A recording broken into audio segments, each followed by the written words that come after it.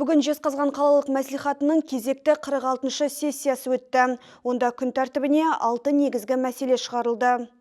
Сессияны мәслихат төрағасы Раушан Қапарова ашып жүргізді. Алдымен әдеттегідей сессияның күн тәртібі мен сессия хатшылығының құрамы бекітілді. Жиынға шаһар басшысы Қайрат Шайжанов арнайы қатысты. Күн тәртібіндегі негізгі мәселелердің бірі 2026-2028 жылдарға арналған қала және ауылдық округтер бюджетіне өзгерістер енгізу болды. Бюджетті нақтылау аясында 3 миллиард 23 миллион теңгеден астам қаржыны қайта бөлу ұсынылды. Қаражат жол инфрақұрылымын дамытуға, көшелерді жарықтандыруға, сондай-ақ әлеуметтік қолдау шараларын қаржыландыруға бағытталмақ.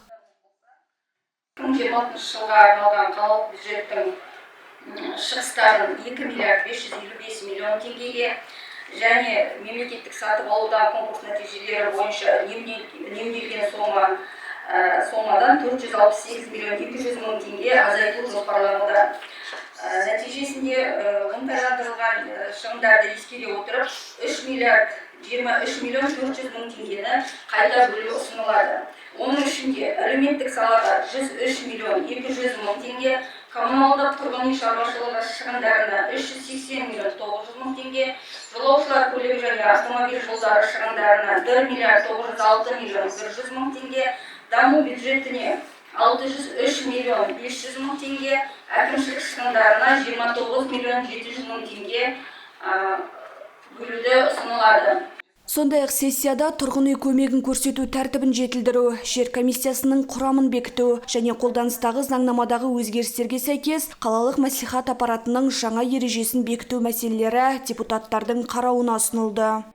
Өзгерістерге сәйкес Жезқазған қалалық мәслихатының аппараты мемлекеттік мекемесінің ережесіне де өзгерістер енгізіліп, ережені бекіту қажеттілігі туындап тұр.